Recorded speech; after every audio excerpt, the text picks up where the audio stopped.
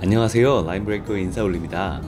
코비드 때문에 한동안 갇혀 지내던 날들을 잠시 뒤로 하고 4박 5일간 미네소타주에 있는 로센으로 여행을 떠납니다.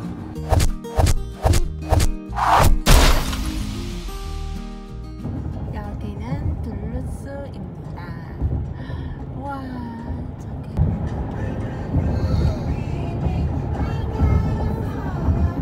진짜 멋져요. 이거 진짜 멋져요. 진짜 멋지지. 미네아폴리스에서 로센까지의 거리는 246마일이고 총 4시간 정도 걸린다고 보면 됩니다.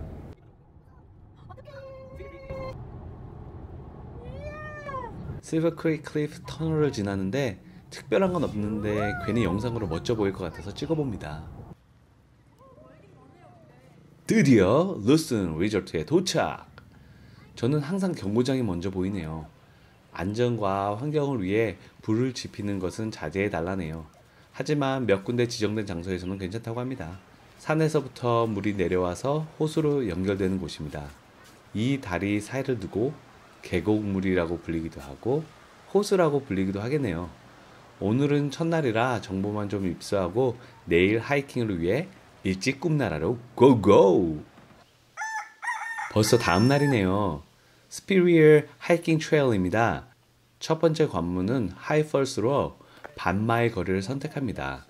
지도는 대강 이렇고 여기도 사회적 거리를 유지하라는 표말이 붙어 있습니다. 나무들이 크고 울창해서 하이킹 코스로 정말 시원하고 그늘도 많고 특히 청결한 공기로 마음이 상쾌하다 못해 깨끗해짐을 느낍니다. 이제 하이펄스까지는 0.1마일 남았네요.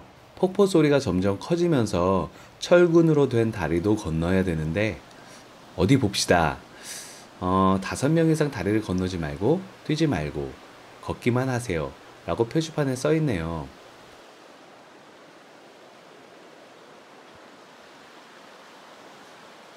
이제 다리를 건너봅시다. 그냥 계곡물 위를 걷는 것 같아요. 바닥에 물결 무늬로 된 철근 사이로 계곡물이 흐르는 것을 볼 수 있어 너무 좋습니다.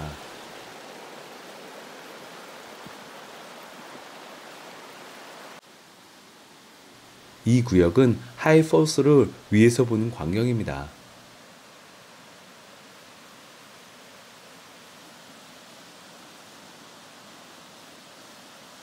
이제 83개의 계단을 내려가면 하이펄스에 도달한다고 합니다. 내려가는 건 뭐 그다지 어려워 보이진 않지만 돌아올 때가 문제겠네요. 자, 기대하고 기대하시던 하이펄스입니다. 뭐지? 그다지 이름과 어울리지 않는 폭포인 것 같은데 나만 그런가? 답답한 마음에 막내둥이가 민들레씨 한번 힘차게 불어줍니다. 간단히 점심 식사한 후 두 번째 관문인 템퍼런스 리버입니다. 이곳은 자동차 사고 다발 지역인 것 같습니다. 거기에다 물결이 강해서인지 아이들을 잘 주시하라는 편말도 있네요. 그래서 위로 올라가 광경을 내려다보기로 합니다. 먼 산 위에서부터 내려온 계곡물들이 여기 템퍼런스 리버라는 곳으로 모이네요.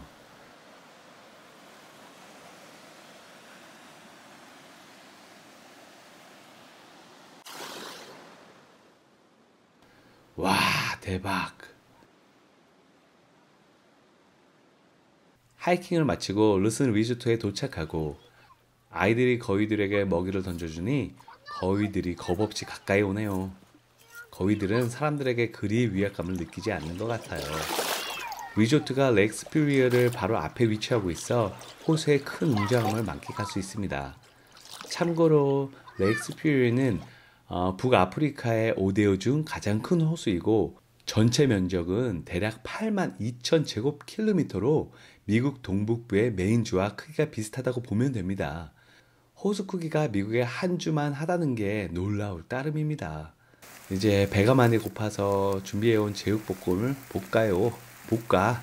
지글지글지글. 오늘의 저녁 메인 메뉴로는 제육볶음 그리고 삼계탕으로 남은 여행을 힘차게 하자는 의미로 고기 위주로 저녁을 먹습니다. 셋째 날에는 리조트에서 제공해주는 하이킹 코스를 가이드해 주실 분과 함께 하기로 하고 아이들이 갈 만한 곳을 추천받은 캐스케이드 리버 스테이 파크입니다. 하이킹 시간은 대략 1시간에서 2시간 코스입니다. 물에 대한 궁금점이 생기지 않나요? 누런 황갈색의 물에 석연치 않은 거품까지. 거품의 정도를 봐서는 산 위에서 누군가 그룹을 지어 밀립 빨래를 하지 않고는 이렇게 많은 거품이 나올 수 없는 양입니다. 하여간 그 정체를 알아봐야겠습니다.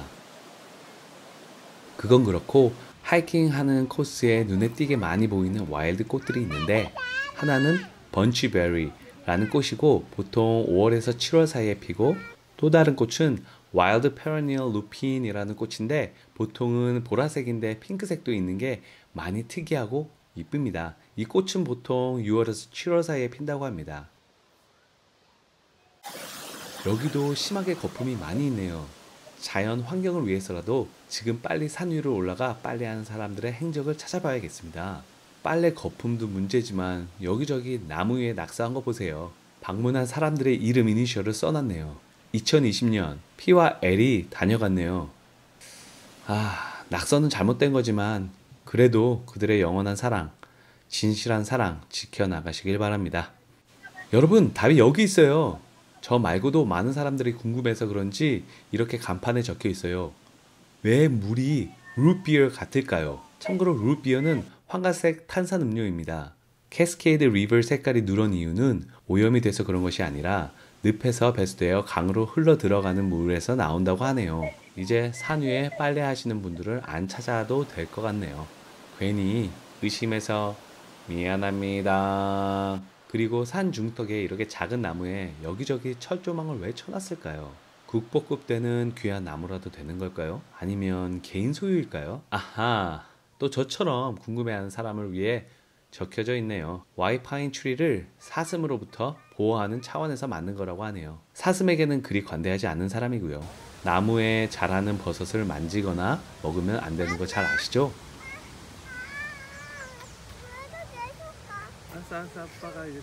그리고 모양이 꼭 바다조개 같아요. 여기서 1시간 반 하이킹을 마치고 렉 스피리를 보면서 잠시 다음 장소로 물색 중입니다. 날씨가 하이킹하기에 최상이라서 잠시 숙소에 들려 점심 식사 후 바로 하이킹 가이드가 추천해준 오버크 룹 하이킹 코스를 가기로 합니다. 들어가는 입구부터 경고 표지판이 있네요. 몇 군데 내려다 보기에 경치 좋은 곳들이 있는데 몹시 가파른 절벽 가까이에 있다고 합니다. 숲속을 좀 걷다 보니 알파벳 J를 연상시키는 나무가 보이네요. 어떻게 나무가 이렇게까지 휘어졌을까요? 세상에 이런 일입니다. 부릉부릉부릉 아주 작은 자동차 꼬마 자동차가 나간다. 다 왔습니다. 내리세요. 네. 왔습니다. 왔습니다. 우리 이제 루트인데 이런 네이처 파크에 왔습니다. 안녕하세요. 어디 보자. 오버글룹 하이킹 사인을 계속 따라가 봅니다. 나무다리가 나오면 나무 판자가 흔들리는 곳을 쉽사리 지나가지 못하고 계속 뛰는 아이들은 우리 아이들이나 남의 아이들이나 같은 것 같네요. 나무다리 지나가는데 좋게도 3분 정도 걸리네요.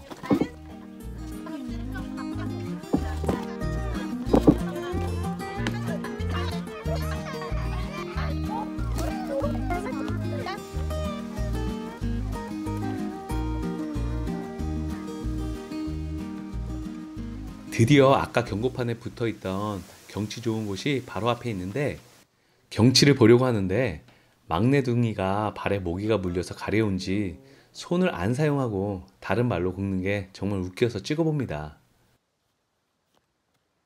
아빠 봐보세요. 그리고 여기가 바로 그 경치 좋은 곳.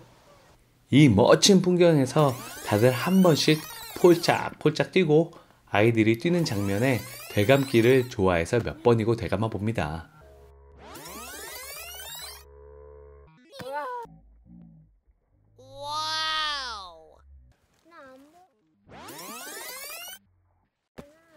그리고 또 신기한 건 이렇게 깊은 숲속에 집 몇 채가 보이는데 아마도 자연을 무지 사랑하는 사람임에 틀림없습니다. 이 지역이 제가 여행 중에 최고로 손꼽는 경치 좋은 곳입니다. 하늘부터 땅 끝까지 그냥 A+입니다. 그리고 또 다른 경치 좋은 곳으로 작은 호수가 옆에 자리 잡고 있네요. 하루에 2번 하이킹을 하니 저녁에 바로 넉다운입니다. 그리고 바로 그 다음날 아침에 4인용 카누를 빌려서 4마일 호수로 고고고! 저희는 지금 카누를 빌려서 가고 있습니다. 그렇다고 호수의 길이가 4마일은 아니고 그만큼 크고 자연과 나무숲으로 잘 어울려져 있고 호수 안에 자그마한 섬들에 들어가서 야영을 할 수 있다고 해서 선택한 곳입니다. 바로 카누를 힘차게 저어봅니다.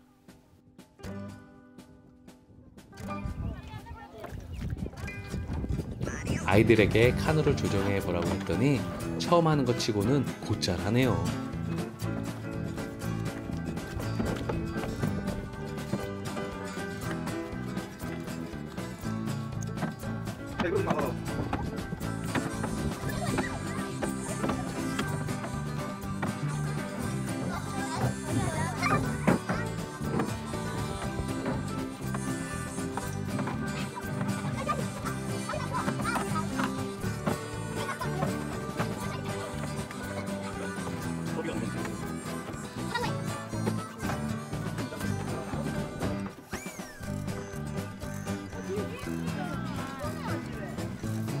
그리고 저녁 먹은 후 캠프파이어로 하루를 장식합니다.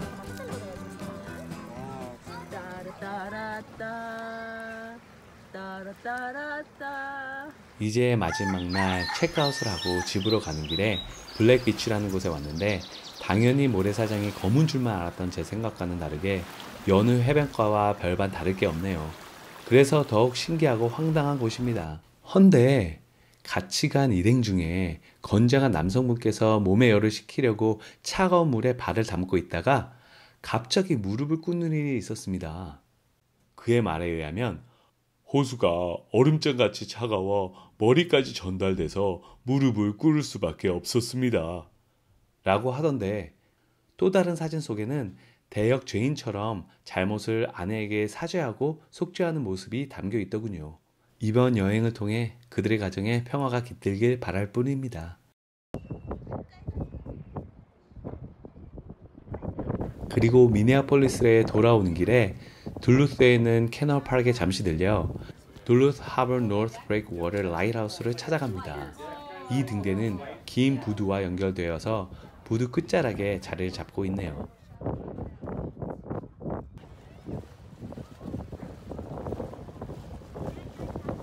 그리고 캐널 파크의 명물이자 빼먹을 수 없는 둘루스의 랜드마크 에리얼 리프트 브리지는 다리가 상하로 움직이면서 큰 배들이 지나갈 수 있도록 도와주며 배들이 지나간 후에는 자동차들이 지나갈 수 있게 다리가 내려가면서 육지 역할을 톡톡히 해줍니다.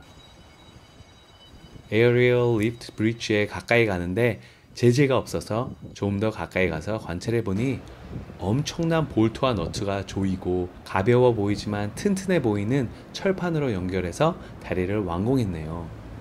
사실 이 다리는 1905년에 완공된 것 치고는 다리의 디자인이 세련되고 모던한 느낌이 납니다. 짧지만 즐거웠던 4박 5일간의 여름 여행을 마칩니다. 아이들의 환한 웃음을 잃지 않도록 오늘도 노력해봅니다. 여러분들도 시간 내셔서 꼭 한번 여기로 가족 여행 오시길 추천드립니다. 영상을 끝까지 시청해주셔서 감사드립니다. 구독과 좋아요 부탁드리고요.